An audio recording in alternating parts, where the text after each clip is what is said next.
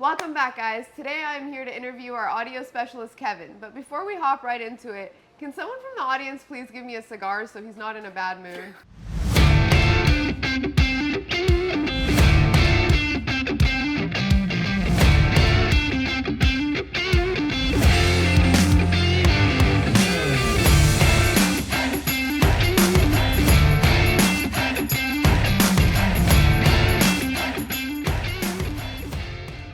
Thank you. It was in my contract. Now that everyone's happy, let's jump right into it. Kevin, I am dying to know, dude, what do you do with your hair and how do you do it before you put it in a helmet? So my hair, I got rid of it. Just hop in the shower, put soap all over my head, and have the razor stop when I hit the fuzzy spots. I see. So let's move a little bit more south. What's going on here? Are you compensating for the bald head? Not at all. I've had a goatee since I was about 25, so over 30 years, and just never got rid of it. Is there a reason behind it, or is it just a fashion statement? I think you know me well enough to know I don't do much around fashion. Clearly. You're always picking on me on my socks and everything anyways. No, I just like the look of having a goatee. I actually knew a guy that had one, and I just thought it looked cool on him. Because I had a beard in high school. I've done all that, but I think the goatee fit me. So let's move on up to your ears. I know you have selective hearing and you choose to ignore us sometimes, but how are you not deaf after 25 plus years of working on insane Harley audio and doing some phenomenal builds? What?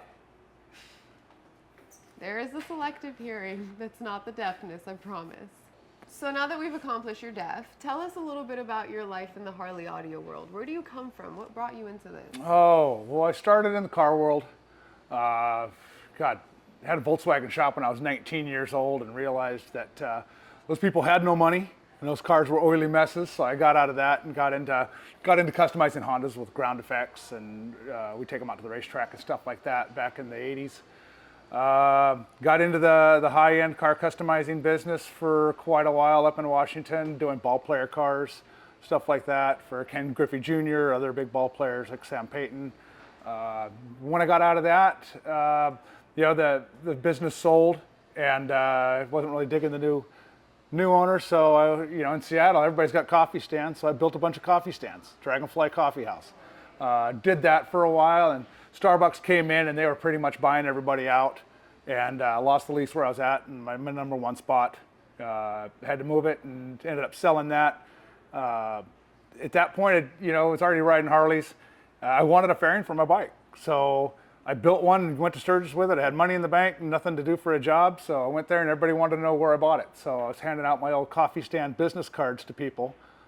Came home, made a few parts, went to Reno Street Vibrations with them and sold them, and it kind of started from there back in 2002. Is the audio systems that we were doing on my fairings with Dragonfly Cycle Concepts, our audio was better than what was in any of the stock bikes out there, especially back in 04.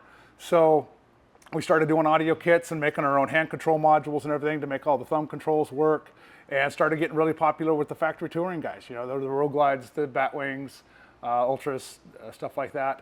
And I always wanted to make my stuff cool. So we had people questioning the quality of our products, so we made a wheelie video back in 2004 of me wheeling a Road King with one of my fairings on it. And that video went viral and crazy, 20 years ago. Fast forward to a few years ago, I closed that down around COVID and a couple other personal situations, and just worked from home, just living the good life, giving people affordable prices, giving them quality stuff. And up until I got a call from Junior, wanting to put something together here. That's pretty awesome. I actually didn't know that backstory. Now, because you never listen. Selective hearing, man. I learned it from you. Right. Now, you are my young Padawan learner, after all. I know you mentioned stunting. I've seen some of your pictures and videos. They're pretty insane. What kind of rides do you do now on your Harley? God, I work too much. I'm actually made a point to this year get back out and ride some more. Went up to the Bag of Races earlier this year. We've actually got a cool trip out to the Laughlin starting tomorrow, out to the Abbey Casino. It's the annual Lifestyle Cycles riding group deal, so I figured I'd go out and try my hand at actually riding around a bunch of people and see if I don't piss them off or get in their way. You do typically piss people off a Yeah, lot. well, I'm good at it. Yeah, we know. Tell me, as our audio specialist, what's your belief on Harley audio? Well, I believe it doesn't have to be overly expensive. I believe you can get people into quality stuff and not break their bank. I also believe that there's people out there that do want the high-end stuff, and I want to be able to cater to them. I'm not into sticking stuff in saddlebags. I'm not into sticking car stereo stuff in there. You know, I've always had the philosophy of, if I got a warranty it costs me money. So just because I can sell it to you and make a couple of bucks, I'm going to end up swapping it out later on, or I'm going to have to ship it back and forth with you. You're not going to be happy because you spent money with me. So I'm only going to bring on quality parts into my company, Junior's company here at Lifestyle Cycles. Something I can stand behind and believe in, and know that the only time that guy's going to call me back is when he's wanting to buy more stuff, not wanting to return something else. What's your dream build? If money wasn't an obstacle, what would you build right now? Right now, I've done the big wheel stuff. I've done the aired out. I've done the filling all the saddlebags with speakers and the tour packs. I've built a trike with 23 speakers on it 10, 15 years ago.